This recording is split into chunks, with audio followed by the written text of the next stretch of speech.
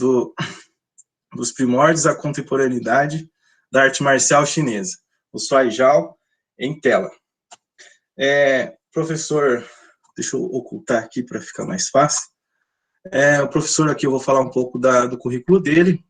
O professor Marcelo possui pós-doutorado na área de Educação Física pela Unicamp, é doutor em Educação Física pela mesma instituição, tem a tese de doutorado intitulada As Artes Marciais Chinesas para Pessoas com Deficiência, Contextos, Dilemas e Possibilidades, que foi orientada pelo professor José Júlio Gavião de Almeida, da Unicamp.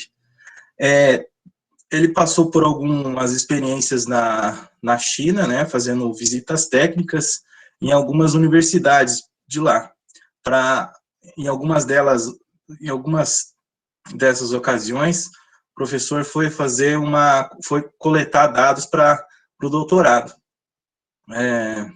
Tem mestrado também em Educação Física pela Universidade Gama Filho, pós-graduado na docência superior pela UGV também, né, Gama Filho, graduado em Educação Física pelo Centro Universitário da cidade do Rio de Janeiro, a Universidade. Atualmente é professor adjunto do Instituto de Educação Física da Universidade Federal Fluminense, em Niterói. É professor colaborador também do programa de pós-graduação da UERJ, né, de pós-graduação de Ciência do Exercício e do Esporte. Também foi docente dos cursos de Educação Física da UGF, do Centro Universitário Augusto Mota e do Centro Universitário da Cidade. Também atuou como professor de Educação Física na Educação Básica, na Rede Pública de Ensino, Prefeitura de Niterói, e no Colégio de Aplicação da UERJ.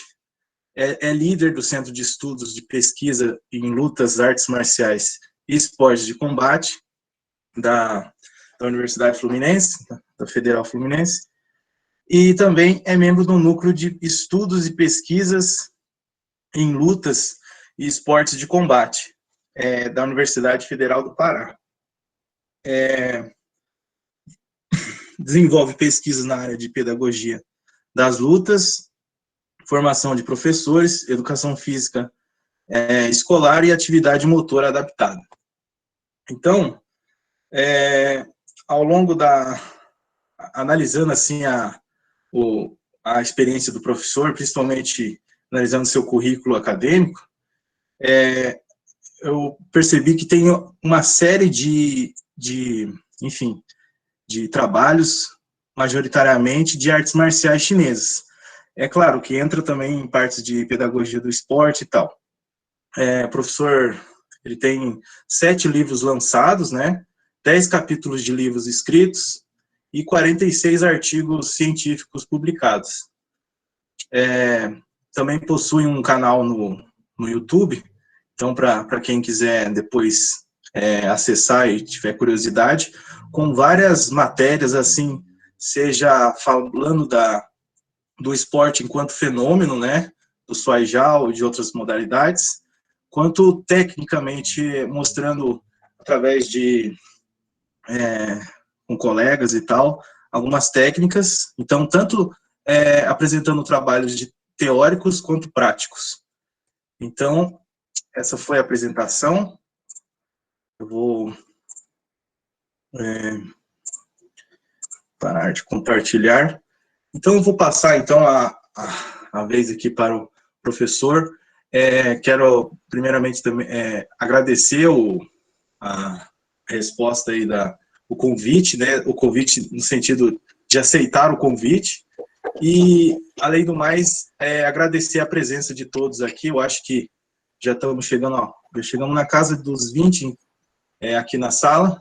Então, espero que aproveite. A gente vai abrir, então, para a fala do professor, uma média assim de 50 minutos, e depois a gente abre para questões e tal, e enfim, a gente faz uma mesa redonda aí para tirar dúvidas e problematizar questões aí referentes à palestra.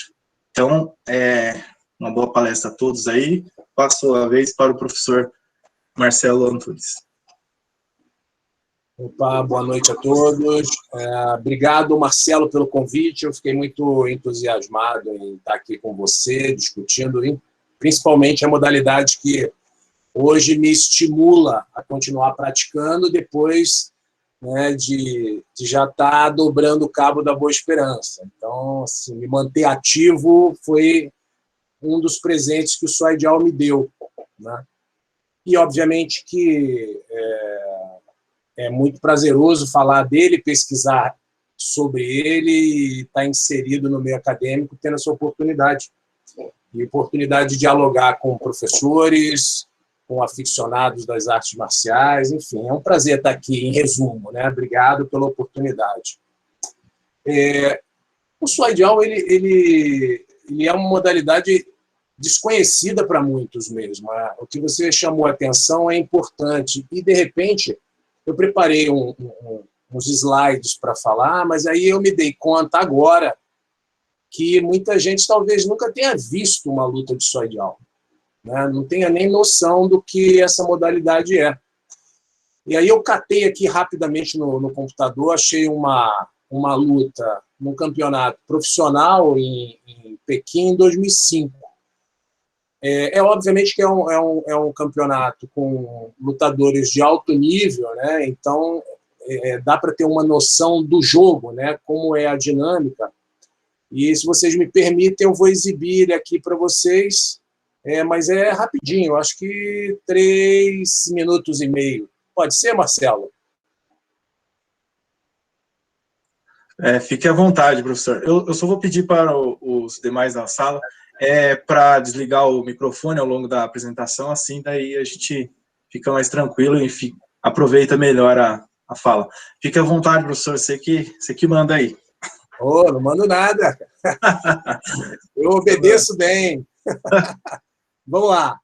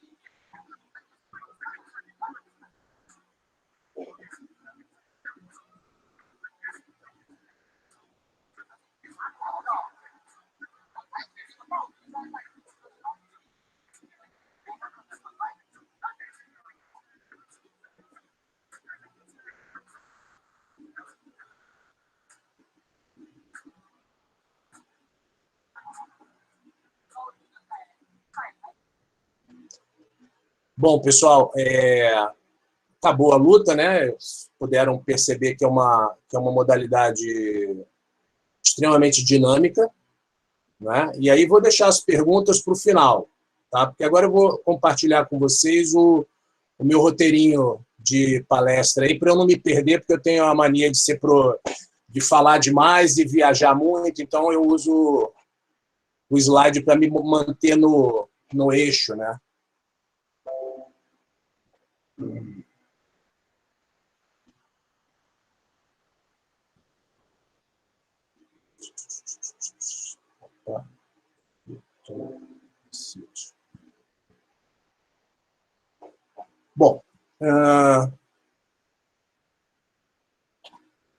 Vamos lá.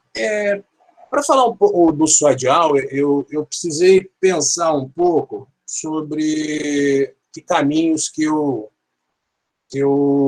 trilharia, né? Porque falar sobre arte marcial já é uma tarefa difícil e ampla.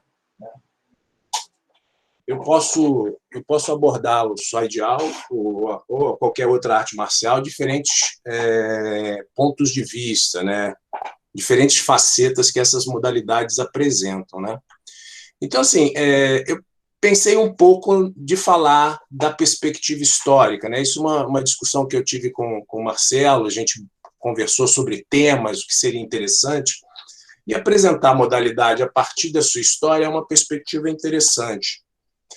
Mas, por outro lado, falar de história de uma modalidade é também uma abordagem extremamente rica e ampla. Então, recortar um pouco mais isso seria muito importante. E aí, pensei de circunscrever essa trajetória histórica na dimensão, pela dimensão esportiva, né?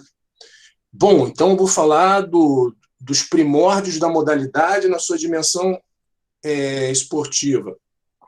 Na verdade, eu vou usar um referencial teórico que alguns de vocês devem conhecer, né, que é o Alan Gutman, quando ele aborda o que é o esporte, né, o que é o esporte, o conceito de esporte a partir desse autor. E ele destaca que o esporte, diferente de alguns outros autores que consideram o esporte apenas como esporte moderno, ele considera que o esporte ele tem configurações diferentes, né, que ele pode ser entendido desde o esporte primitivo até o moderno, passando pelo antigo, medieval e, obviamente, isso numa perspectiva ocidental. Entretanto, podemos fazer algumas extrapolações quando nos referimos a essas práticas corporais no Oriente também.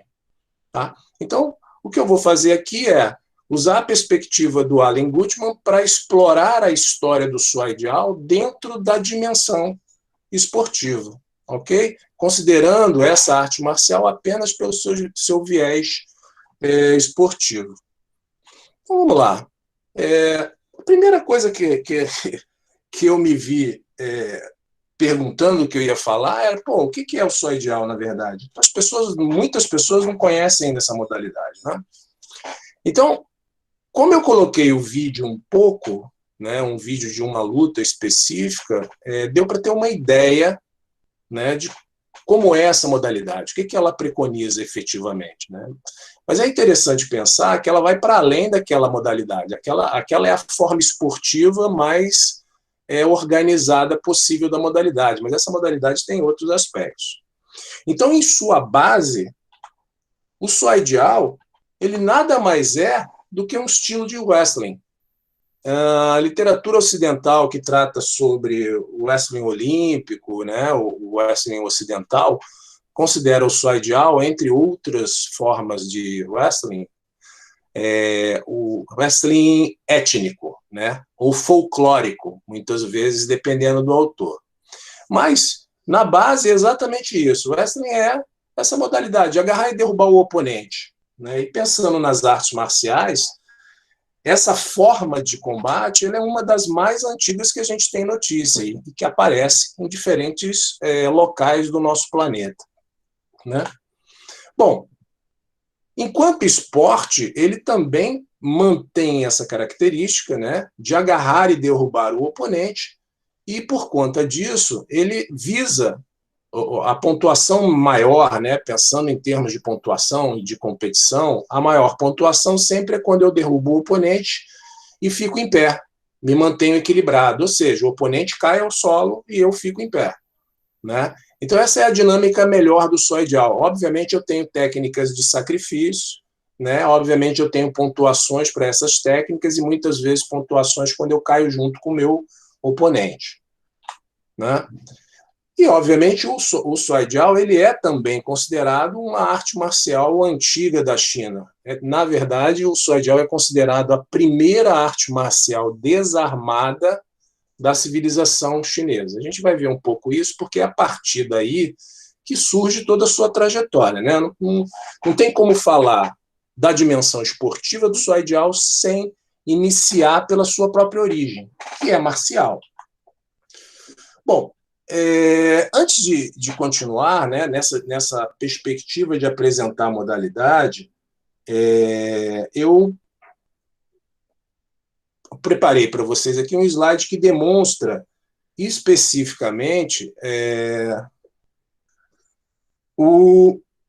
a organização de conteúdos do Shuai Jiao, né, que muitas vezes a gente passa desapercebido por isso, fala só da luta, mas como é que a gente chega nela, né?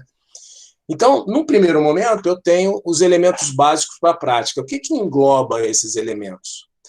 Todas as posturas e posições que o corpo assume para lutar, né? Então, tem várias posições corporais diferentes.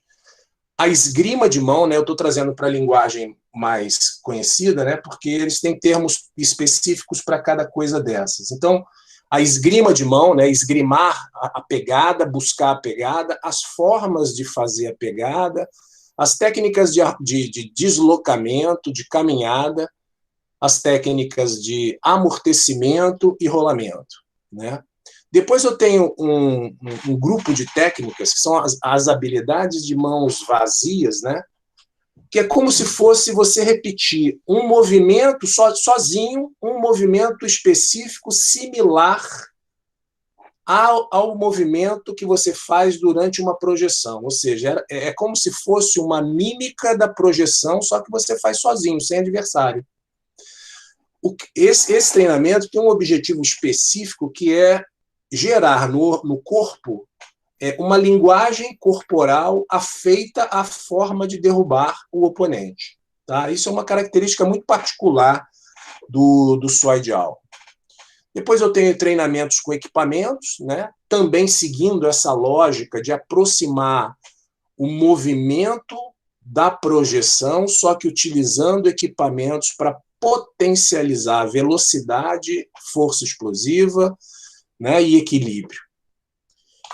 Depois eu tenho as técnicas de projeção propriamente ditas, né, que eu vou treinar 2 a 2 ali, várias vezes a mesma projeção, diferentes projeções, dependendo do meu nível de treinamento. E, por último, as técnicas de combate, que, de modo geral, a gente considera como PSI, que é competição, é o jogo, é o momento do jogo. Vamos jogar, vamos lutar. É um momento onde eu vou usar todo o meu repertório para isso. Tá? E, obviamente, eu tenho regras diferentes que podem ser utilizadas para esse tipo de jogo. Bom, vamos lá. Vamos agora chegar no ponto que a gente precisa, que é falar da gênese e desenvolvimento do Shuai Jiao. Para falar disso, eu primeiro preciso falar de 2 sujeitos importantes da história do Shuai Jiao. Um é o Huangti, que é o Imperador Amarelo. Esse Imperador Amarelo, ele é um dos 5 imperadores míticos da China do período neolítico, né? E é considerado considerado o ancestral da etnia Han, que é a etnia de maior número populacional na China, né? E o outro sujeito é um cara chamado Tio, que é considerado o ancestral da etnia Miao, e pelo folclore chinês, ele é considerado um dos deuses da guerra, porque nesse período histórico, e é um período interessante porque os grupos sociais se organizavam em tribos. E nesse período, essa população tribal se distribuía ao longo do Rio Amarelo, ou seja, no norte da China. E cada um desses sujeitos, né, desses líderes tribais, eles se localizavam em um dos lugares diferentes, um na margem norte do Rio Amarelo, que é o Imperador Amarelo, o Huangti, e o Tio na margem sul do Rio Amarelo. Tanto é que ele também era conhecido como Homem do Sul. E, obviamente, nesse período, nós tivemos, naquele local, nós tivemos muitos conflitos tribais. E o Tio era um conhecido invasor e saqueador das outras tribos, né? E o que é mais interessante é que ele tinha, em suas tecnologias bélicas, né, para a época, além de arremesso de pedra, de lança, tiro com arco, ele usava, os soldados dele usavam um capacete costurado de couro que tinha preso neles chifres de cervo ou de búfalo, enfim, chifres, com um objetivo muito claro e marcial de que, ao se aproximar do seu oponente no campo de batalha, eles dariam cabeçadas na direção do oponente para ferir o oponente com os chifres que estavam presos no capacete, né? Bom, dito isso, o Imperador Amarelo, observando essa forma de organizar os combates, ele começou a treinar os seus soldados para evitar o ataque dos chifres, para escapar dos chifres, né? E isso se deu numa batalha famosa histórica da China, que é a Batalha de Tsulou, bem ao norte da região onde o Huangti tinha sua tribo e onde o Tiyou tinha sua. Só que o Tiyou fez um avanço territorial no sentido de conquistar a região que o Imperador Amarelo residia com a sua tribo.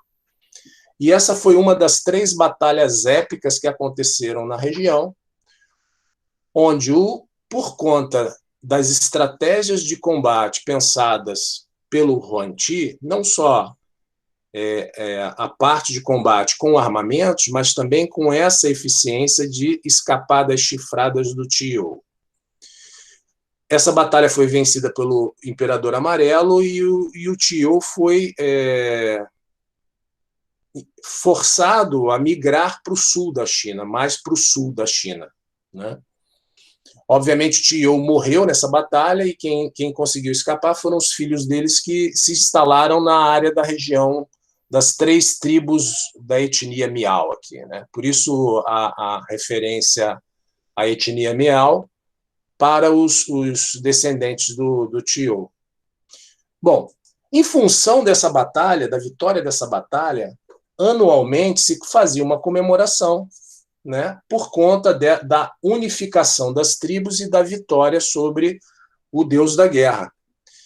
E os soldados do Imperador Amarelo, eles encenavam a batalha e encenavam as lutas, né, se vestiam como guerreiros do Tiyou, com capacetes com chifres, e simulavam o combate, tentando dar cabeçadas ou chifradas nos seus oponentes e os seus oponentes tentando se desviar dessas chifradas, né?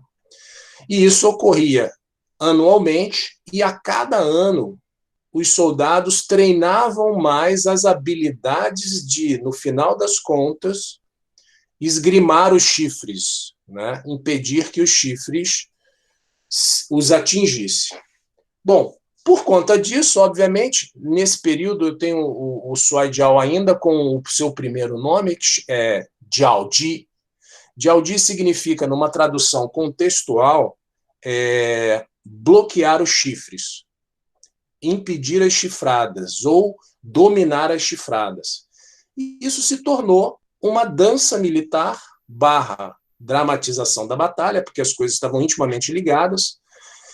E para que isso acontecesse de forma cada vez mais elaborada na festividade, se tornou parte do treinamento militar da época, né? A dinastia Xia foi a primeira dinastia chinesa organizada, oficialmente fundada, né? E que teve essa prática durante o seu período de desenvolvimento. Aqui eu vou fazer uma nota que eu vou seguir exatamente os períodos dinásticos, né, e depois o período republicano para falar da história da China, contextualizando o Suaijiao dentro desses períodos, porque quando se fala em história chinesa, normalmente se distribui ou se apresenta uma organização dinástica, né, se apresenta as dinastias na sequência. Então, eu vou seguir esse modelo. Ok? Bom, a segunda dinastia, né, que é a dinastia Shang, o nome já começa a mudar percebam que o primeiro ideograma do nome, aqui, Jiaoji, né? E depois Chueli, o primeiro ideograma é o mesmo ideograma. Só que quando eu falo de forma diferente, esse ideograma deixa de ser chifrada e passa a ser combate.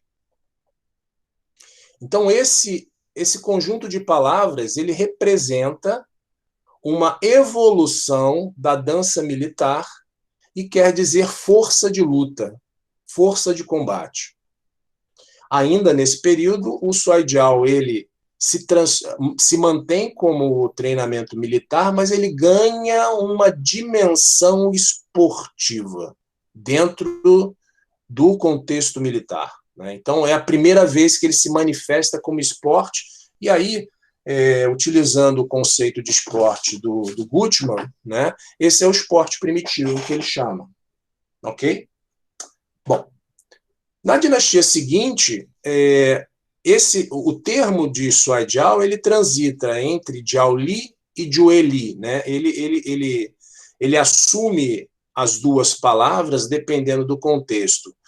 Uma coisa importante que a gente tem que ter em mente é que, pela China ter diferentes etnias, né, e um país com grande proporção territorial, existiam várias formas diferentes de falar. Várias etnias possuíam línguas próprias, né, e cada região destacava um sotaque diferente. Então, muitos dos termos que circulam, eles criam confusão em função da fonética, de como se fala, né? E estudar os ideogramas é uma forma importante para se chegar ao sentido original que a palavra possui, né? Às vezes você tem formas de falar diferentes, mas o ideograma é o mesmo e dá o sentido original. Então, nesse período, no período da dinastia Zhou, eu tinha algumas formas de falar, e Jueli e Jiaoli eram uma delas. Ainda nesse período, o Suaijiao se manifestava como treinamento militar e esporte militar.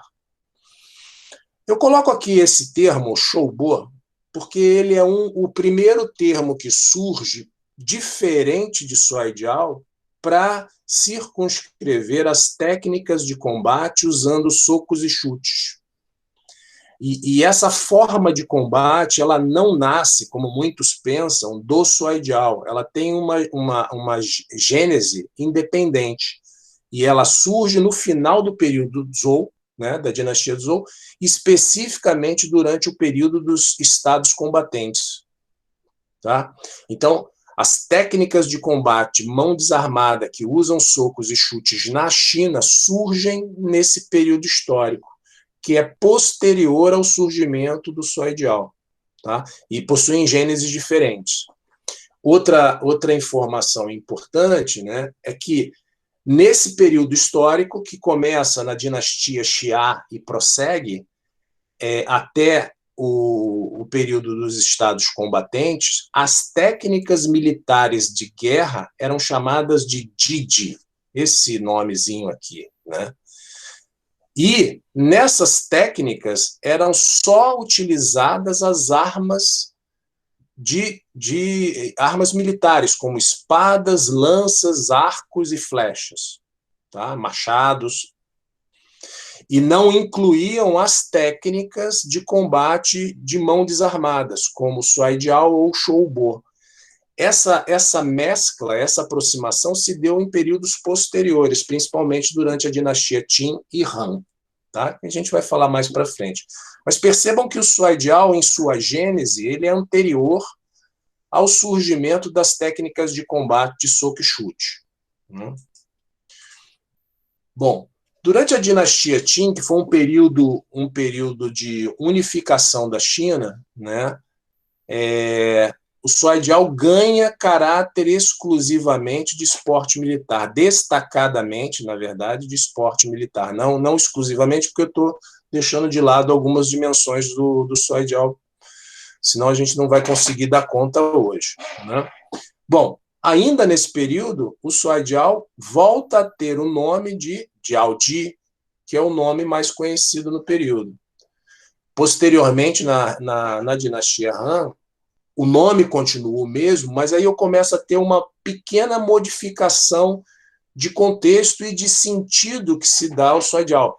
Perceba que o Suaijiao sai de um processo de dança, primeiro de estratégia de luta, de combate, depois se manifesta como dança e dramatização, ganha aspectos de esporte militar e treinamento militar, e por um longo período de tempo assim se mantém como esporte militar, e nesse período ele ganha uma outra função, que é a função de entretenimento, baseado principalmente na organização de competições para entreter pessoas de alta patente e da corte, né? Normalmente, essas competições no período Han aconteciam dentro dos palácios. Tá? Então, nós temos um esporte militar e um esporte de entretenimento. Okay? Esse entretenimento era designado à corte, especificamente. Porém, não necessariamente ele estava exclusivo ou circunscrito aos meios mais abastados da sociedade Han. Existiam muitos grupos populares que treinavam o Suaijiao. Bom, seguindo aí, a gente vai para um período que ele é bem conturbado, né? Após a queda da dinastia Han, você tem um período de grande confusão social, muitas guerras, muitas disputas e muitas rebeliões. E esse período ele tem um período de pouco desenvolvimento do Suaijiao. Ele aparece muito pouco na literatura, aparece menos na literatura. Não que ele desapareceu, não é isso, mas o protagonismo que ele tinha era um protagonismo que surge em momentos em que há uma certa estabilidade social, e não é esse caso aqui, nesse período histórico. Tá? A dinastia dos Três Reinos foi uma dinastia com muitas guerras. Realmente, 3 reinos entraram em conflito. Né?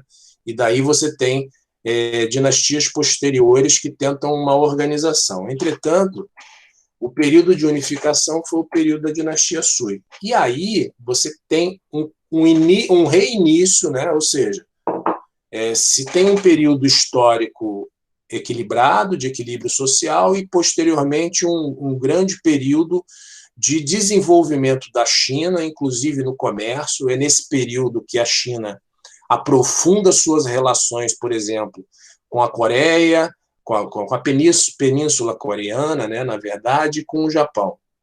E é nesse período que o esporte militar e o esporte de entretenimento surgem com grande força. E mestres eram selecionados entre a população para que eles pudessem incorporar o serviço militar e lutar na corte para entretenimento dos oficiais e do imperador. Então, você tem um grande fluxo de desenvolvimento do Suaijiao em função dessa possibilidade de mobilidade social, né? Uma pessoa que era bem treinada, que treinava bem, que praticava bem, que era um bom lutador, que estava lá no povo, ele poderia ser alçado a uma figura de destaque dentro da corte do período Tang. Então, o Suaijiao popular, ele se fortalece em função desse objetivo ou dessa possibilidade de mobilidade social. Bom, aí nós temos, de novo, um período conturbado, que é o período das 5 dinastias. Né? São dinastias chamadas dinastias antigas, velhas ou remanescentes. Né? Então, vários grupos de dinastias anteriores tentam assumir o poder e fundar seus próprios grupos ou seus próprios impérios. E, obviamente, novamente, o Suaijiao ele cai no ostracismo. Durante a dinastia Song, há um grande florescimento do Suaijiao. Né? Ele se recupera, porque a dinastia Song foi um período próspero, né? Principalmente no início da dinastia Song. E o Suaijiao, né, ainda chamado de Jiaodi, ele se torna muito popular, como esporte popular, esporte de rua e esporte de entretenimento. E o início da prática das crianças também se dá nesse momento. O que era anteriormente só pensado para adultos fortes e homens, aqui eu começo a ter a prática por crianças de maneira mais específica, inclusive com organização de campeonatos exclusivos para crianças. Tá? E aí eu tenho, obviamente, o surgimento de várias organizações, né, que têm como objetivo promover lutas organizadas profissionais com intuito de entretenimento e campeonatos diversos pela região Song toda. Aqui começa outra, que é a manutenção do que a gente já viu anteriormente, que os melhores lutadores poderiam concorrer a cargos de oficiais do governo, principalmente do departamento militar, né? E também no período Song você tem o início da prática entre as mulheres, inclusive com competições só femininas. Tá? Se tornou um conteúdo para exames militares nesse período, ou seja, se você queria mudar de patente, você tinha que saber lutar Jiaodi, né?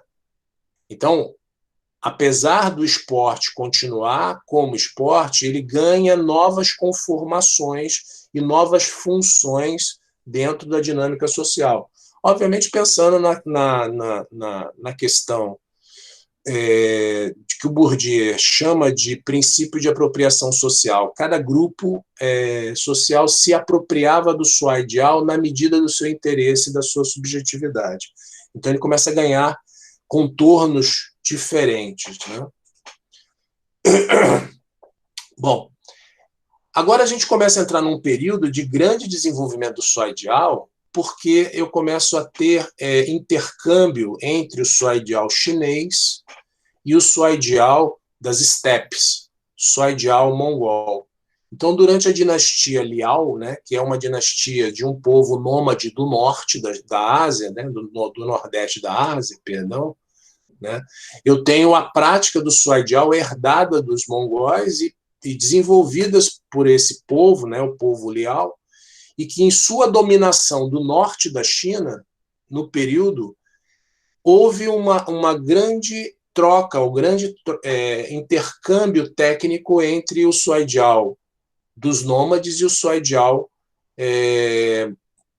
chinês. Então, o Jiaodi e o Bok, que é considerado o Suaijiao da Mongólia, né, se torna esporte popular, ou seja, amplamente praticado, e um esporte militar desenvolvido não só para preparação física, mas também para preparar os oficiais para os seus exames de hierarquia. Né? E aí, nesse período, os melhores lutadores eram contratados como guarda-costa, principalmente os que estavam fora do eixo militar. Né? Posteriormente, a dinastia Qin também é uma dinastia que vem de um ramo nômade, né? Especificamente da região da Manchúria, né? Toma a China e também promove o Suaijiao e o Boku. O Boku nada mais é do que uma versão do Bok da Mongólia, ou seja, ele é uma luta de agarrar e derrubar dos mongóis, dos nômades do norte da Ásia. Né? E também, nesse período, você tem um processo de popularização da prática do Suaijiao como esporte, né? Tanto esporte militar como esporte popular. Percebam que nessas duas dinastias, a conformação de prática dessa modalidade ela se dá de maneira muito similar, porque ele atende a uma demanda cultural específica do povo nômade, né, do norte da Ásia. E aí eu tenho, por fim, a entrada dos mongóis, propriamente dito, né, do Gengis Khan, tomando a China e fundando a dinastia Yuan. E é nesse período, obviamente, que as artes marciais chinesas, de uma maneira geral, são proibidas, mas o Suaijiao ele é permitido a todo o povo. E aí, nesse período, eu começo a ter os nomes diferentes surgindo, né? Jiaoji, Bok e Suai Jiao. Né? O Suai Jiao, então, ele ganha uma dimensão importante de esporte popular, e aí eu tenho uma intensa e aprofundada troca cultural entre o Suai Jiao da Mongólia e o Suai Jiao chinês. Percebam que esse período, os dois anteriores e esse, eles estão potencializando cada vez mais o desenvolvimento do Suai Jiao da China por conta do intercâmbio que se dá, né? E aí muitas competições eram organizadas entre os mongóis, os manchus e os chineses, como forma de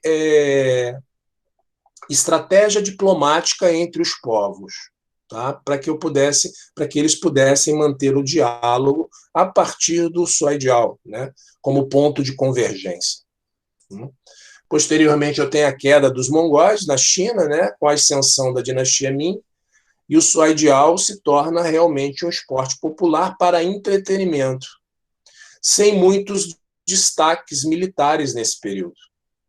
Porém, logo em seguida, na dinastia Qin, que também é uma dinastia que tem origem na Manchúria, né? Ou seja, ela é constituída por povos nômades do norte e do nordeste da Ásia, né?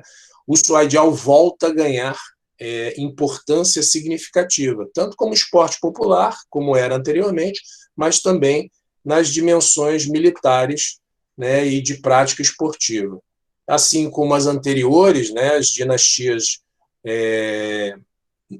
nômades, os melhores lutadores eram contratados como guarda-costas. E aí, nesse período, a gente tem um evento, né, que é fundamental para o desenvolvimento do Suai Jiao moderno, como a gente conhece hoje. Então, aquele Suai Jiao que aparece naquele vídeo, no início da nossa conversa, ele nasce exatamente nesse momento histórico. Na verdade, não é exatamente porque as coisas não são abruptas dessa forma, elas têm um processo de construção, né? Mas a criação do Champuin, ele é determinante para esse desenvolvimento e essa consolidação da modalidade. O que é o Champuin? O Champuin é um grupo militar criado pelo imperador Qin em 1669 para coibir uma revolução que estava a caminho. Então ele pega 50 jovens manchus que sabiam lutar Suai Jiao, os empodera com títulos de guardas pessoais e mandam esses 50 jovens capturar um governante que estava fazendo manipulações políticas para estabelecer uma revolução. E esse grupo, obviamente, foi bem sucedido na sua tarefa, né? Prendeu esse governador, trouxe a presença do imperador Qin, e o imperador Qin mandou cortar a cabeça desse governador como exemplo e abafar a revolução. Por conta desse sucesso, Champuin, né, se tornou oficialmente um destacamento militar sob as ordens do imperador, onde, inicialmente, você tem apenas a participação de pessoas da etnia manchu, né? E, posteriormente, você teve a entrada de outros membros da etnia Han, né? Esse Champuin, né, a tradução no caso, é tenda, né? Percebe que o conceito, a cultura nômade, ela está presente nesse momento, porque in quer dizer, tenda. Champu, na verdade, é a tenda dos que sabiam combater. É a tradução mais aproximada, assim, né? E isso perdurou até 1911, quando o Champuin foi dissolvido. E esse foi um lugar de treinamento e desenvolvimento de vários treinos específicos para melhorar a performance dos lutadores. Dentre os elementos que compunham o currículo dessa instituição estava equitação, tiro com arco, manejo de sabre e Suaidial, né? E é nesse grupo também que muitos equipamentos de treinamento foram desenvolvidos. E aí a gente cria uma síntese, né? A gente não, os chineses criaram o Suaidial a partir de uma síntese de três etnias particulares, a Mongol, a Manchu e a Han, sendo a Han o pilar, né, o eixo principal do Suaidial, e a Mongólia e a Manchúria, com as suas culturas, dando desenvolvimento e fazendo a modalidade se desenvolver, né? No período republicano, ou seja, da Primeira República, com a subida ao poder do Chiang Kai-shek, todo o financiamento que era governamental, que tinha origem no período imperial, é cessado. Então, você tem o fim do champuim. Com isso, né, ou seja, um bando de lutador especializado, desempregado, né, num período onde pouco se tinha para fazer, né? Eles se separaram, né? Cada grupo foi para um canto e se distribuíram nas regiões de Xangai, Nanjing, Tianjin, Baoding e Beijing, né? Xangai é uma região mais ao sul da China, né? Entretanto, Tianjin, Baoding e Beijing são as regiões mais fortemente estabelecidas no norte da China. Xangai e Nanjing têm um caráter especial. Xangai, o Suaidial foi muito tardiamente, é um dos últimas regiões que o Suaidial migrou para o sul. Nanjing, ela surge, né, ela ganha o Suaidial em função da criação da Academia Central de Nanjing, onde o governo do Chiang Kai-shek pretendia reunir todas as práticas de artes marciais e de culturas da China no mesmo lugar, para promover a sua difusão. Então, o Suaidial, nesse período, ganha caráter de esporte cultural chinês, com grande potência, né? E aí é quando o termo Suaidial surge efetivamente, né? Obviamente, com o ideograma ainda representando a sua antiguidade e a sua ancestralidade, mas agora ganhando caráter um pouco mais moderno, né? Com o fim do período republicano, né, o fim da Primeira República, tem a ascensão da República Popular da China de Mao Tse-tung. E aí o Suaidial ele ganha novos contornos e é considerado a herança do povo chinês, esporte popular mais famoso. Recebe muito apoio do governo durante um período, né, e se torna um novo movimento esportivo junto com outras práticas. Entretanto, né, ele tem um revés após esse movimento de organização e de valorização, que começa na década de 1950 com a padronização das regras de competição. E aí ele ganha dimensões nacionais efetivamente, ou seja, uma modalidade que anteriormente, um esporte que anteriormente ficava circunscrito ao norte da China, ganha dimensões continentais, ele ganha uma expansão nunca vista antes, né? Com a introdução nos jogos nacionais e nos jogos escolares. Mas o movimento olímpico, assim como em outros lugares, impacta os jogos ou os esportes populares de maneira significativa. E o Suaidial começa a entrar em declínio a partir da década de 1990, com o projeto olímpico organizado pela República Popular da China, que retirou o Suaidial dos Jogos Nacionais, retirou o Suaidial da obrigatoriedade de ser ensinado nas escolas e substituiu pelos esportes ocidentais olímpicos, no sentido de promover a internacionalização dos esportes dentro da China, né? E o Suaidial, por fim, ganha, obviamente, com o fracasso da entrada do Wushu, né, que é a arte marcial de soco e chute chinesa, é o Kung Fu chinês. O fracasso da entrada do Kung Fu nas Olimpíadas em 2008, né, e na sequência ele foi desconsiderado, o Suaidial começa a ganhar nova importância, em função de que o Suaidial, né, e aí a literatura está sinalizando para isso, né, o Suaidial é considerado um esporte amplamente de herança cultural em função da sua historicidade, que é mais antiga do que o próprio Kung Fu, né? E isso não sou eu que estou falando, é a literatura chinesa atual que está falando. Vários artigos científicos publicados atualmente estão dando esse destaque. E o Suaidial, a partir de então, começa a ganhar espaço nas universidades como esporte nacional.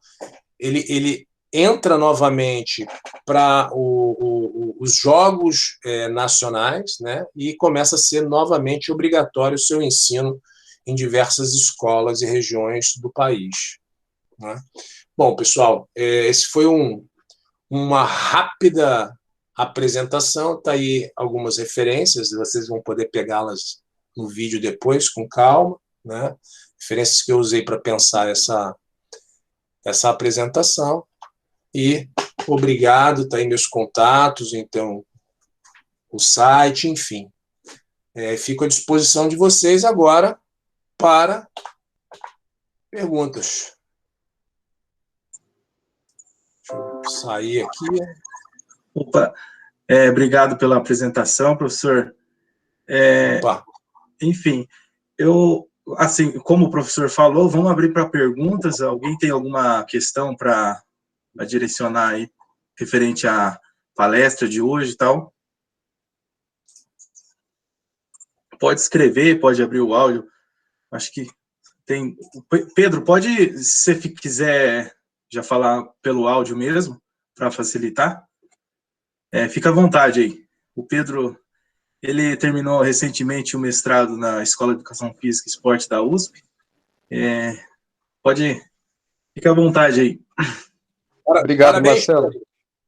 Obrigado, professor. Muito obrigado e parabéns aí pela apresentação, pela explicação, muito bom.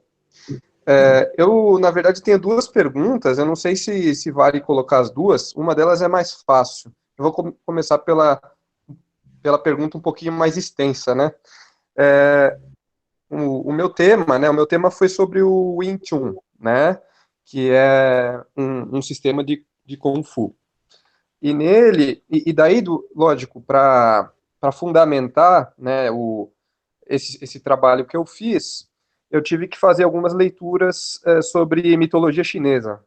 E daí, quando você falou sobre o Imperador Amarelo, sobre o Qi-You, eu na hora lembrei, né? E é lógico, as obras que eu acessei, que foram especificamente, acho que foram mais duas, assim, que foram mais importantes, né? Que um é Chinese Mythology, que é da Annie Burrell, e a outra é China, Mitos e Lendas, do Sun Tia-Tin e do Lu Siwei, né? E, enfim, mas eles trazem mais esse conteúdo mitológico, diria até místico, né, dessa história sobre a batalha entre o Huan Di e o Qi-You, como um gigante, né, e daí tem os elementais, toda essa história mitológica mesmo, né? E daí, a deusa da geomancia, que aí se atribui ao Imperador Amarelo a criação do Feng Shui em função dessa articulação dele com a deusa, porque tinha uma névoa, enfim, a história eu conheço.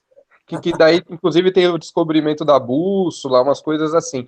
E no meio dessa história, que foi particularmente importante para o meu trabalho, foi o surgimento da figura, né, que eles chamam de Dama Negra, né, que foi quem ensinou o Huan Di a batalhar, né, as artes marciais, e numa perspectiva mais feminina, e que, inclusive, mais para frente, um filósofo, né, professor Albert Garban, que trouxe a ideia de feminilização da guerra. Eu queria saber sobre o Suaidial, se existe esse aspecto, essa perspectiva do feminino nessa modalidade que, pelo que o senhor falou, ela é antiquíssima e parece que data dessa época aí, das batalhas antigas. Essa é a primeira pergunta, né? Legal. Posso responder essa primeiro? Depois você faz a outra.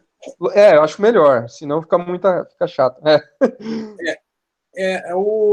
A literatura que trata das artes marciais, e aí eu falo principalmente da literatura chinesa, propriamente dita, né? A literatura acadêmica, que é o que eu me aproximei para estudar o Shuai Jiao, fala da coisa mais pragmática, do aprendizado pela observação, né, e o desenvolvimento de uma série de recursos motores em função da observação.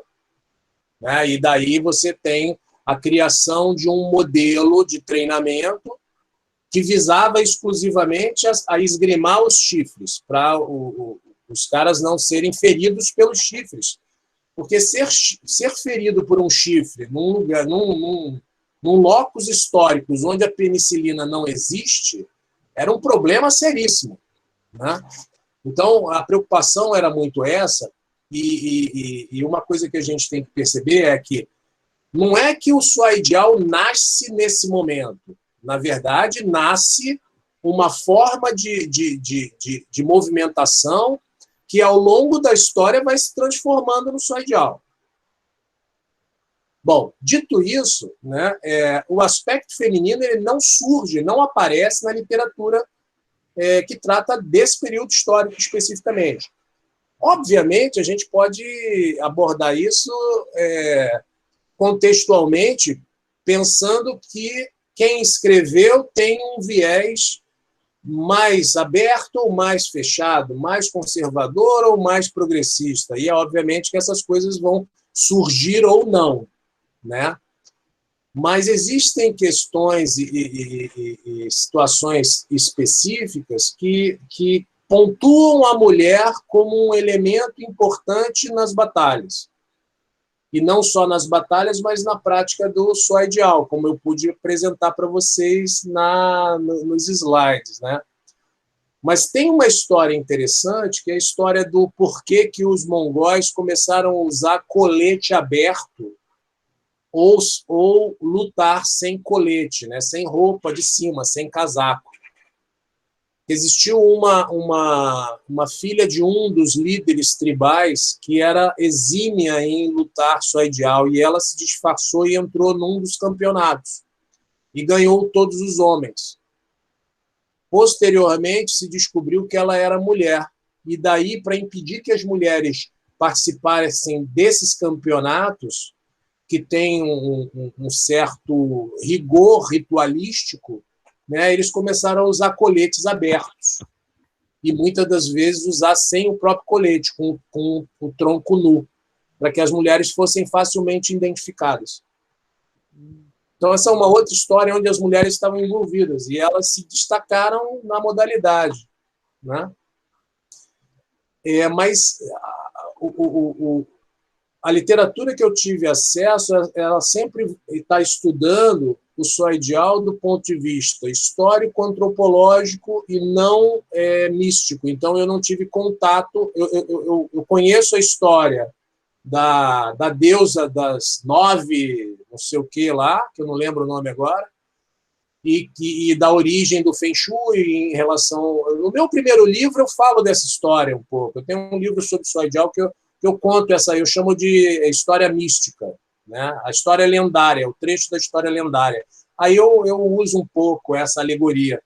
Mas, fora isso, eu tenho me debruçado muito na questão histórica e antropológica para tentar fazer esse mapeamento a partir dessa lente específica, né, da antropologia e da história. Perfeito, professor. Obrigado pela resposta. Legal, mas o Wing Chun tem uma relação com o feminino muito poderosa, né? Principalmente em sua origem. E é esse feminino do ponto de vista mais simbólico, né? Da perspectiva Yin, que eles falam, do receptivo, sim, do acolhedor. Sim. E a outra questão, professor, ela é mais simples.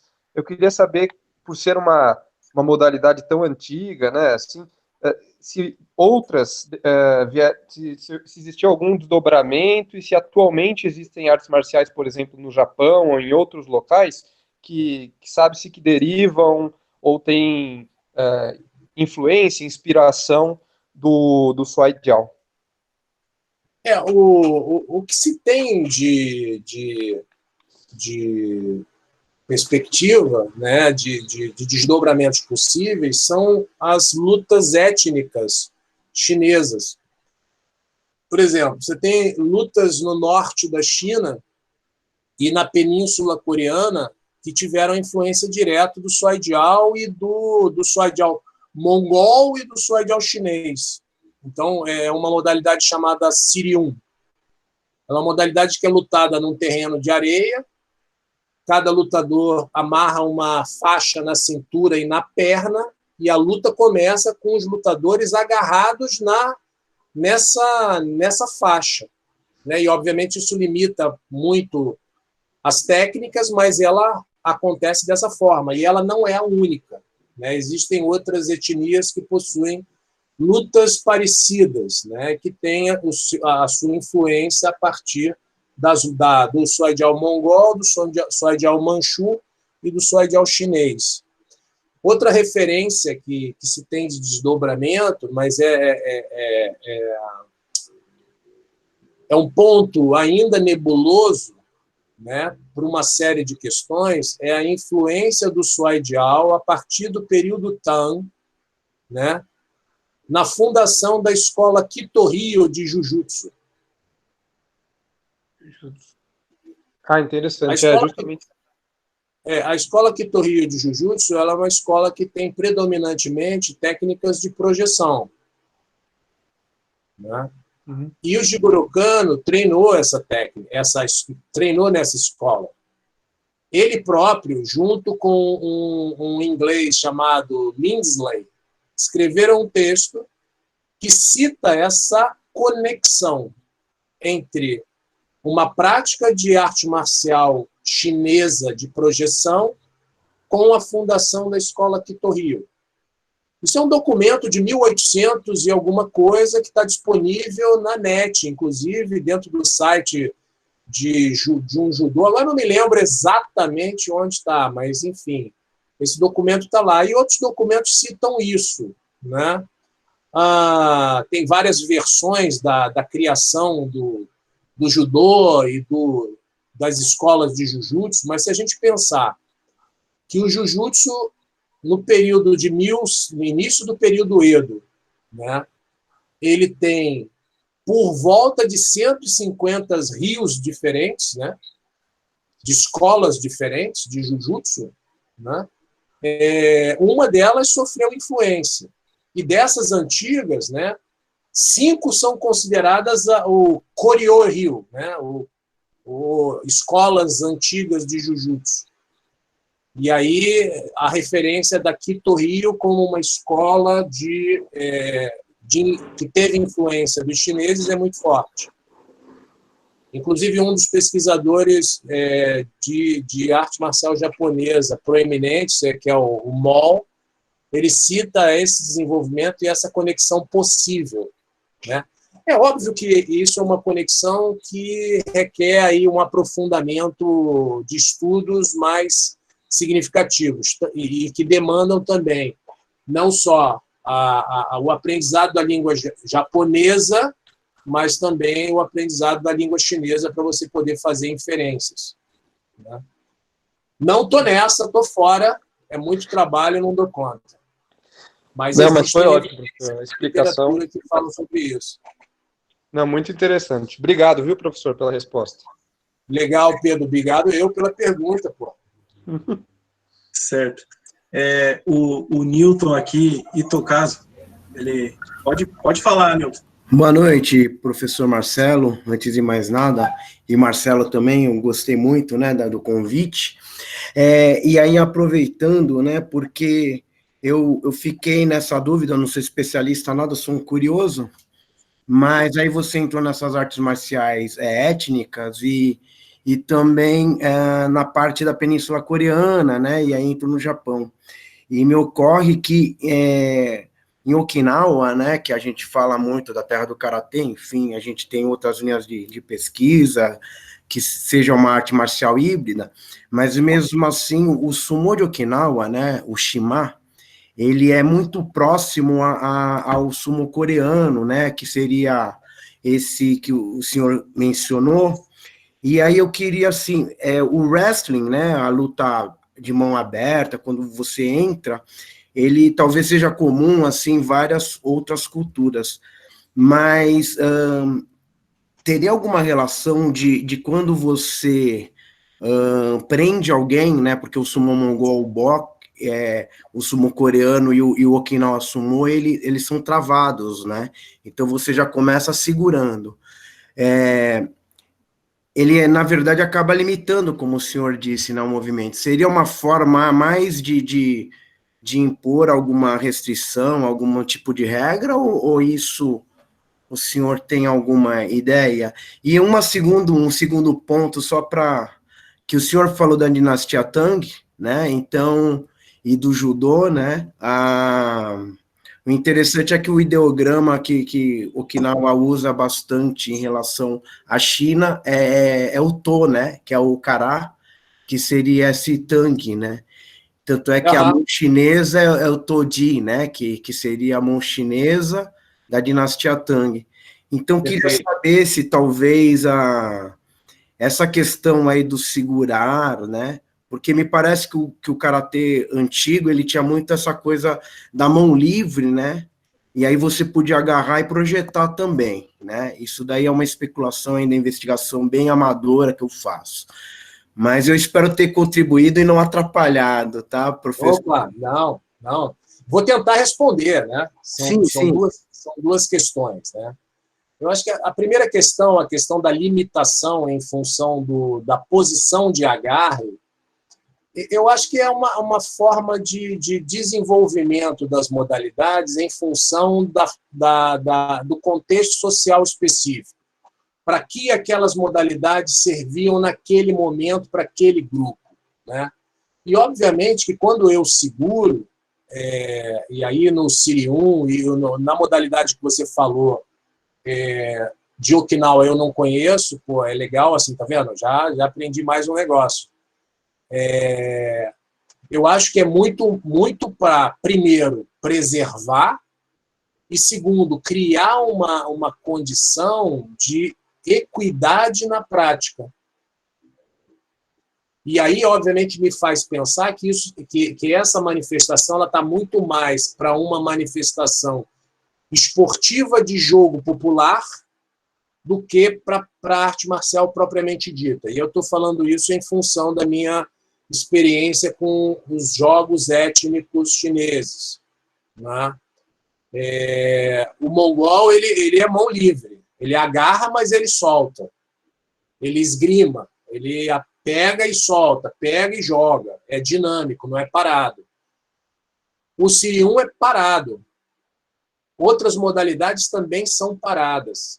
Elas começam paradas com agarre posturado, assim como a luta leonesa, se não me engano, e tem uma luta portuguesa também que faz desse mesmo jeito, né?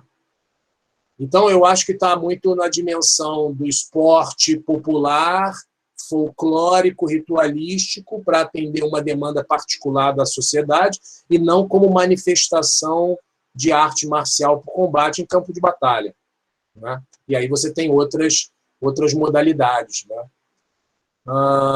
Na questão da influência da dinastia Tang e Okinawa, né?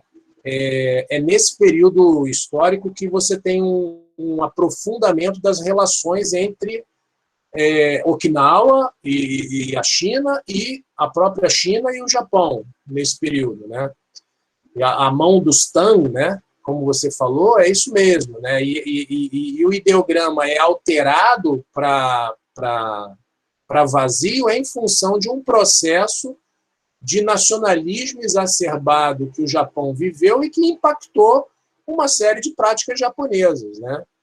Mas a gente pensar que essas regiões elas eram hermeticamente fechadas do ponto de vista cultural, eu acho que é um pouco demais, né? A gente teve troca, por exemplo, tem uma discussão, aí vou levantar uma bola aqui, né, que eu sei que tem a galera das artes marciais japonesas, e eu vou criar uma polêmica. Tem uma lâmina chinesa chamada Miao Dao. Miao-Dao é uma lâmina longa e curva. Ela é maior que um kataná, mas ela lembra o kataná pra caramba. E aí há uma discussão de que o kataná influenciou a modelagem, o design desse Miao-Dao, e tem um outro grupo que fala, não, foi o contrário. E aí, sabe, fica essa coisa. Para mim, isso é uma coisa muito clara. A relação cultural, de troca cultural entre os povos, era notória. O japonês olhava para o coreano lutando, ele ficava pensando como é que ele ia vencer aquele trem. O coreano com o chinês com o japonês, isso tudo fez a arte marcial evoluir em diferentes aspectos. Né? O que é isso? Isso é troca cultural. O comércio favoreceu isso, o próprio idioma favoreceu isso. Né? Então, com certeza, você tem influências mútuas ali na Ásia como um todo. Isso eu não tenho dúvida, apesar de não fazer essa análise comparativa, porque não é foco do meu estudo, mas, para mim, é muito claro, em sendo um pesquisador da área sociocultural, eu olho para esse fenômeno e, para mim, tem muita clareza de que isso aconteceu pra caramba. Assim como os mongóis influenciaram os persas e os turcos, e hoje você tem uma luta de agarrar e derrubar que tem influência do Bok mongol e os teóricos, os estudiosos do wrestling ocidental sinalizam para essa aproximação. Então, essa Obrigado, troca é professor. evidente. Maravilhoso. E a gente usa mesmo para brincar. É isso aí. Obrigado.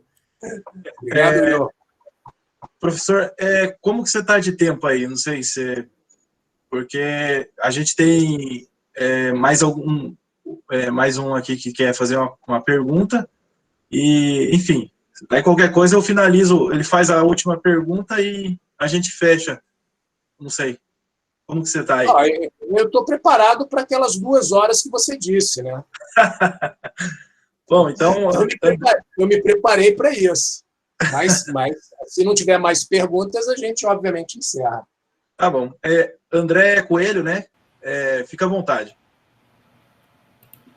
Bom, Marcelo, aqui é André de BH, tudo bom? Oi, André. Fala aí, cara. Beleza. Então, a minha pergunta é o seguinte, verificando esses estilos de wrestling étnicos, né, que você citou, a gente vê muitas similaridades, inclusive de regiões muito distantes, né? A gente pega o sumo, o soidial, wrestling praticados na Europa, e nas artes nas artes de striking, né? A gente não vê essa similaridade tão considerável, né? Você tem na Coreia, você tem especificidade mais de chutes, na Inglaterra você tem um boxe inglês que não tem nada a ver com isso, né? Na China, diversos estilos. Por que as artes de wrestling, na sua opinião, elas são mais similares entre si e as demais não têm essa... Se tem algum contexto histórico para isso, ou se é natural o ser humano mesmo agarrar e derrubar? Essa é uma pergunta capciosa, né? Mas eu acho, né, e aí é opinião pura por tudo que eu já vi até hoje. Agarrar é uma das primeiras coisas que a gente faz na vida. E agarrar e se equilibrar é outra coisa que a gente faz desde criança. Soco e chute é uma sofisticação motora. Agarrar e se equilibrar, e desequilibrar e derrubar é uma coisa mais atávica, mais fácil de você enxergar. E aí, obviamente, você tem a complexidade que a mente humana dá para essa coisa de agarrar e derrubar o outro. Porque agarrar e derrubar o outro, lançar o outro ao solo, além de ser uma vitória simbólica, ela demonstra força para um grupo social, né? E isso era muito utilizado em diversos povos, desde da África, Ásia, Europa, é muito difundido. Já as técnicas de strike, elas requerem uma sofisticação maior. Primeiro, pela distância que ela ocorre. Então, você tem elementos de precisão necessários, né?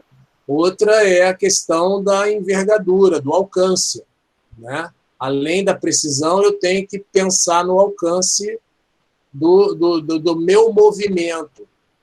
E como eu não tenho contato, eu tenho dificuldade de controlar a reação do outro, o que causa mais um elemento de complexidade no jogo, né? Então, e aí, obviamente, cada sociedade criou uma forma de dar conta dessas possibilidades em função da sua experiência cultural, né?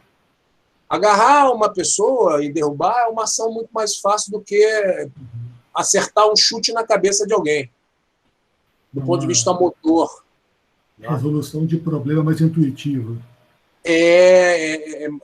Chutar é mais sofisticado do que agarrar e derrubar, por mais que você tenha sofisticação no jogo de agarrar e derrubar. Mas eu entendo que é muito mais difícil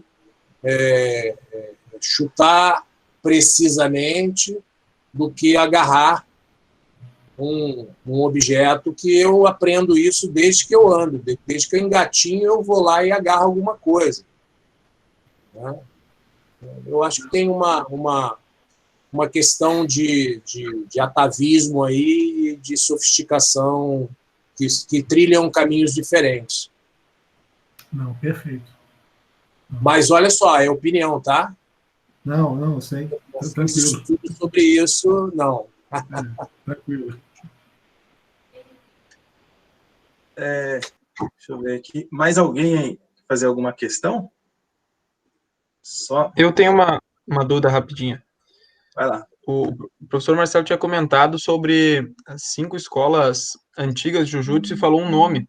E aí eu não peguei esse nome aí. Qual que seria? Alguma nomenclatura? Não. Aqui eu acho que o senhor tinha comentado, mas comentou alguma questão de 5 escolas anteriores, 5 escolas antigas, algo assim.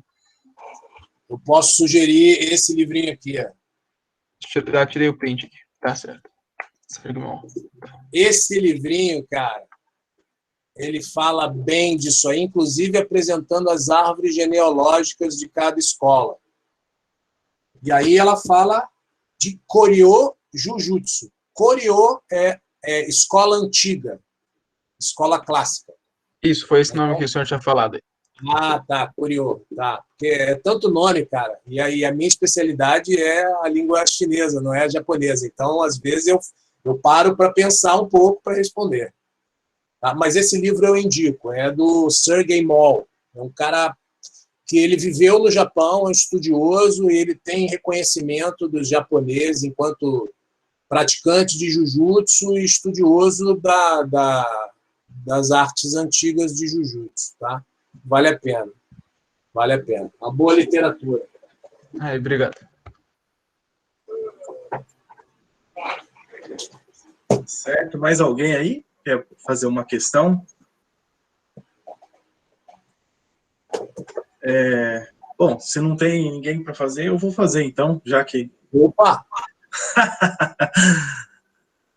O Pedro quer fazer. Não, então eu vou fazer primeiro aqui. Na verdade, não seria uma questão, mas seria um comentário. Se puder alongar esse comentário. Como eu sou do Karatê, eu estudo... já estudei a questões ligadas a tradições inventadas sobre essa modalidade, sobre questões da questão de mudanças ao longo do tempo, de que o Karatê, por exemplo, no século XIX era uma coisa, no século XX passou a ser outra, e depois, na contemporaneidade, ele já é outra coisa. Eu queria que você comentasse um pouco sobre essa questão de transição de uma coisa que foi uma coisa e que hoje já é outra, e essas disputas de poder, né, muito enviesada, muito construída a partir de discursos, né? A gente percebe alguns agentes aí que são mais conservadores, outros mais progressistas, e é só para causar um pouco aí, né, nessa discussão, já que eu enfrento muito essa às vezes até a gente coloca em voga a nossa própria questão moral, assim, de interpretação da modalidade.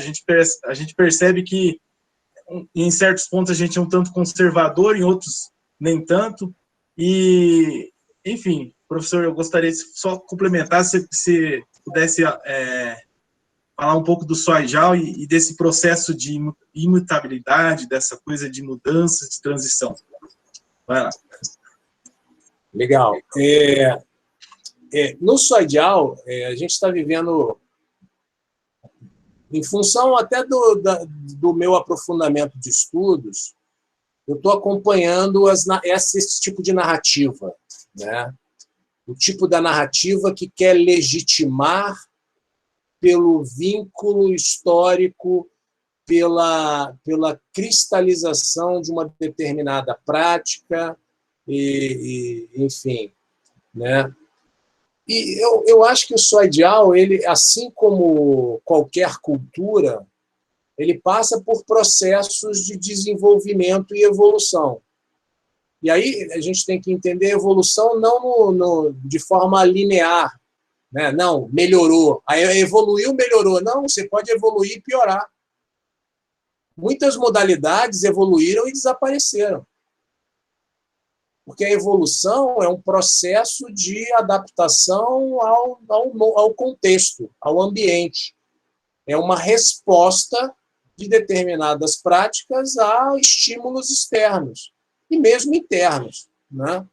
Então, o Soijal, ele saiu do campo de batalha, se transformou num processo de dramatização teatralizada, né, que a literatura chama de danças militares, se tornou um esporte militar, mas também de arte marcial para combate, de defesa pessoal.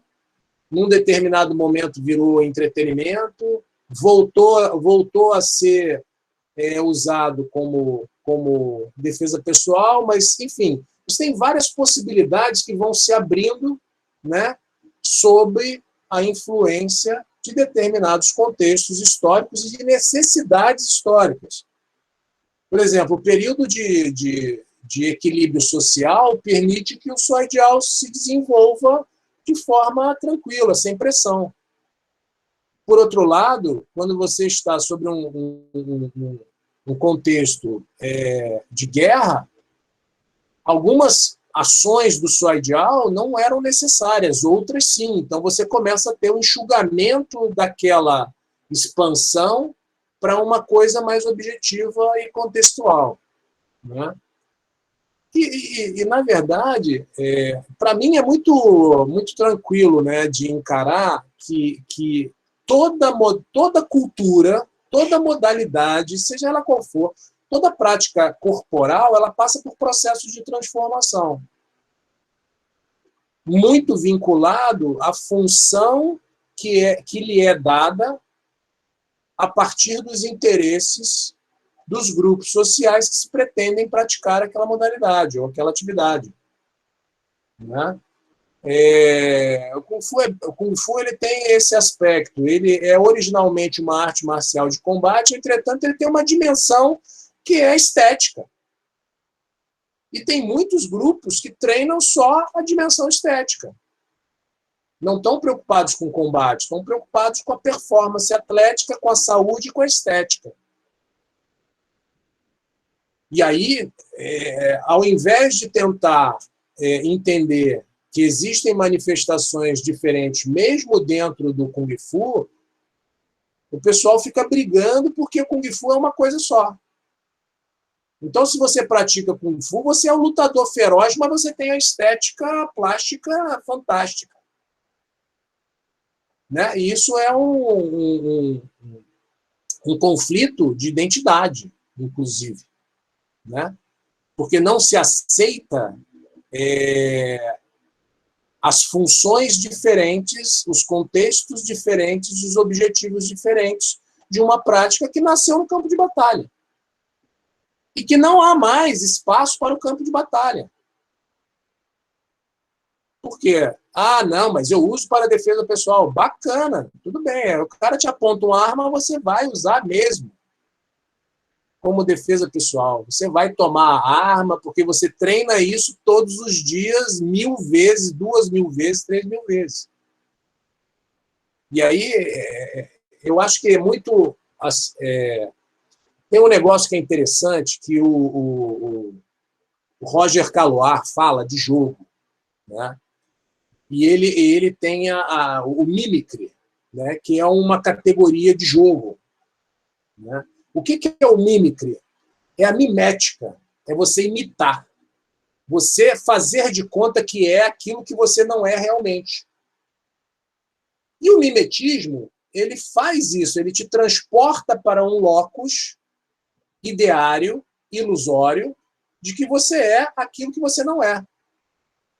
Num dado momento onde você está exercendo aquela prática específica.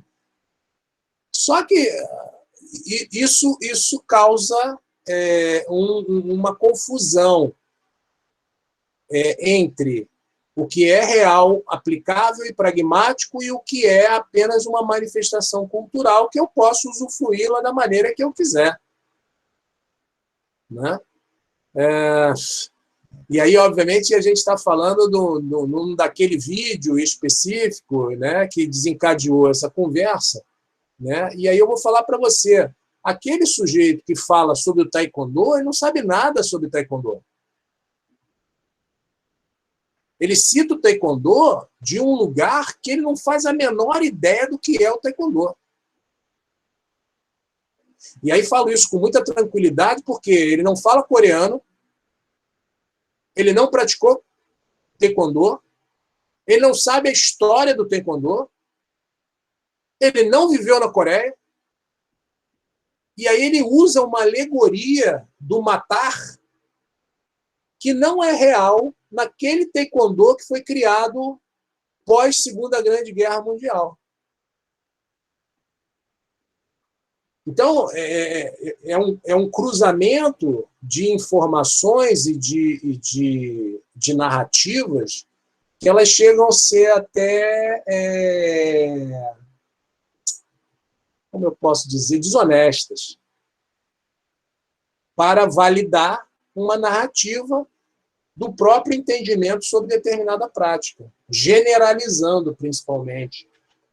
Ou seja, você tenta desconstruir uma determinada forma de prática como menor, como desvalorizada, para valorizar a sua percepção, a sua narrativa e dizer que você é o detentor do conhecimento supremo, antigo e tradicional. Eu não sei se eu respondi ou se eu compliquei mais. Enfim. Bom, enfim, talvez... Não, para mim, perfeito, professor. Só para o pessoal ter uma ideia, a gente estava falando... O professor soltou aí um comentário sobre um vídeo que a gente estava debatendo em off sobre um mestre de jiu-jitsu. Aí, só para contextualizar, eu vou colocar aqui no chat, para quem quiser ver depois, sobre o que a gente estava falando, qual o vídeo que a gente estava debatendo sobre um mestre de jiu-jitsu que estava colocando a opinião dele sobre se o jiu-jitsu deve ser uma arte marcial, no sentido de defesa pessoal e ter esse fim nisso, ou se ele poderia ter contornos de esporte. E, na opinião do mestre, ele acha que o jiu-jitsu nasceu como defesa pessoal e deveria ser compartilhado dessa forma e não com contornos esportivizados. Então, aí eu coloco, só para vocês quiserem ver depois, daí para ter uma noção. Bom, obrigado pelo comentário, professor. Eu acho que bom, eu vou passar para o Pedro, para não alongar muito, aí só para não ficar muito longo aqui. Pode falar. Professor, também não é uma pergunta, é mais um comentário mesmo, alguma coisa que talvez eu possa agregar e discutir para aprender também. Mas que daí eu, inclusive, aproveito o ensejo dessa discussão sobre tradição, sobre inovação, né? Porque eu, apesar de ter estudado, feito recentemente um estudo sobre arte marcial chinesa, eu sou praticante de karatê há um bom tempo, né? E existe muito essa questão, né, de diferentes linhagens, diferentes estilos, escolas, enfim, que daí um tá certo, outro tá errado, enfim, daí vira uma zona, né? Mas assim, fala-se muito dessas duas tendências, né? De manter que é como se tivesse um componente mais sólido, que remete ao tradicional, que remete a essa questão que precisa ser preservada e transmitida, e um componente mais flexível, no sentido de se adaptar às mudanças e contingências do mundo, né? E daí, nessa perspectiva, é interessante até que a própria ideia de defesa pessoal, né, às vezes não, é pertinente que ela seja ressignificada também. Eu lembrei de você falando sobre a arma de fogo, de que forma se utilizar de uma ideia mais ampla, né, de defesa pessoal para prevenir ou então contornar de outras formas esse tipo de problema. Então, daí você consegue conciliar bem a inovação e a tradição, mas isso é só uma especulação minha, né? A outra questão que me fez refletir também é sobre o nosso colega aqui, desculpa, não lembro o nome, mas que ele falou das similaridades entre as lutas de domínio, né, e as de percussão, assim, que variam mais. E como eu não sou de uma luta de domínio, né, de wrestling, é engraçado porque eu fui observando, né, sua apresentação sobre o Swai Jiao, né, e daí na minha cabeça, assim, eu não conseguia distinguir isso do sumô, do judô, assim, como um leigo mesmo. Mas eu parei e pensei, puxa, assim como no karatê, linhagens diferentes, né, estilos diferentes, parecem para quem está vendo de fora muito parecidos, e quando você pratica essas diferenças, você vê que existem nuances, existem mínimos detalhes que fazem toda a diferença, né? Eu fico pensando se isso não existe também no wrestling, né? Que eu digo, num nível mais avançado, até como você comentou, existem sutilezas, né? Pode-se dizer técnica, ou dinâmica, ou dispositivo, enfim, mas existem sutilezas que vai de um nível mais principiante ao nível mais avançado, que são fundamentais, que podem ser decisivas, inclusive, e que daí, quando você olha e não é da modalidade, você não capta de jeito nenhum, né? Até porque dentro de uma modalidade que a gente entende, se pegar um nível mais avançado, às vezes a gente não capta algumas coisas também. Então eu queria fazer esse comentário porque me gerou essa reflexão.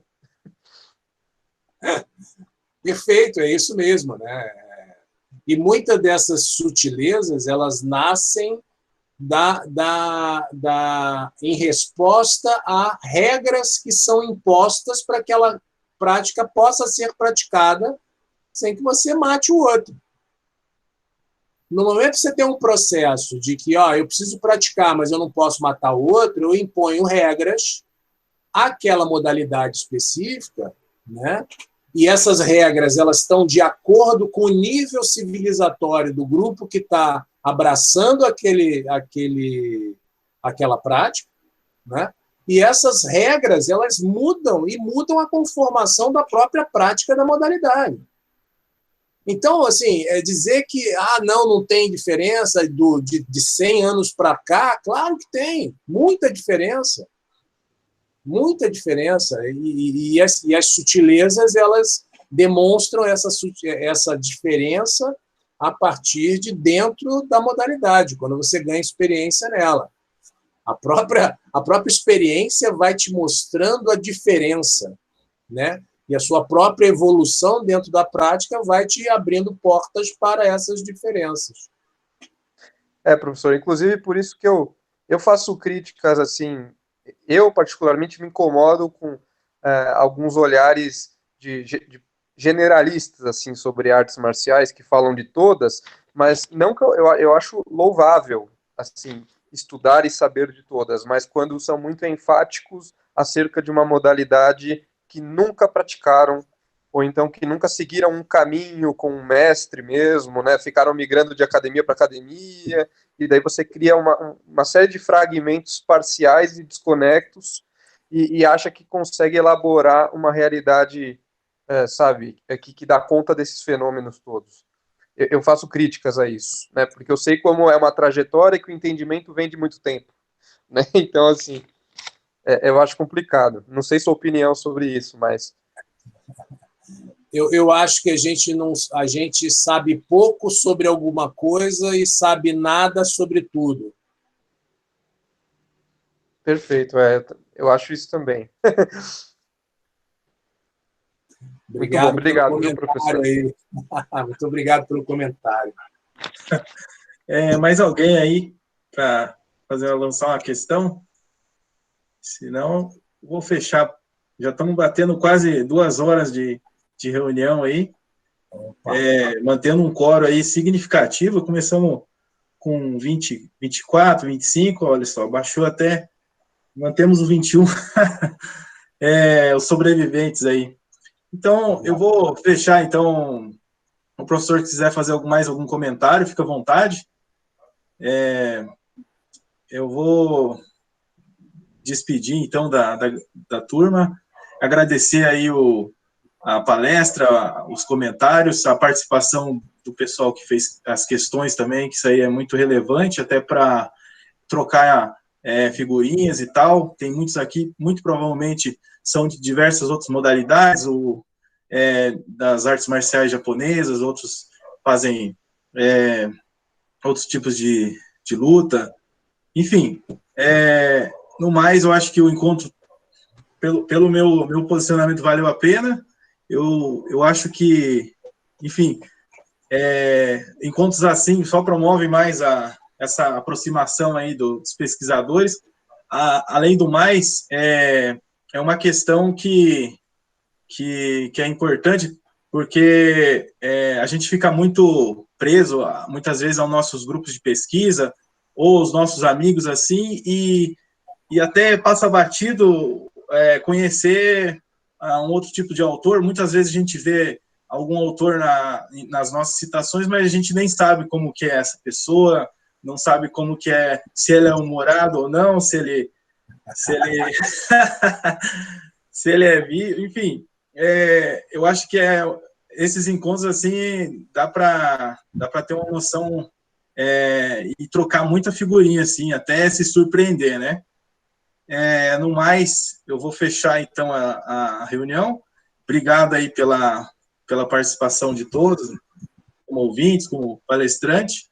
E, enfim, quer falar mais alguma questão, professor?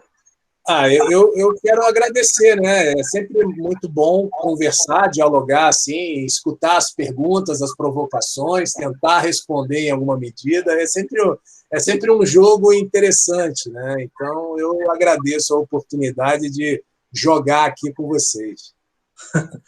Certo. Bom, então é isso aí. Vamos fechar aqui. Eu vou agradecer mais uma vez. E boa noite a todos aí, uma boa semana e se cuidem aí nessa pandemia aí.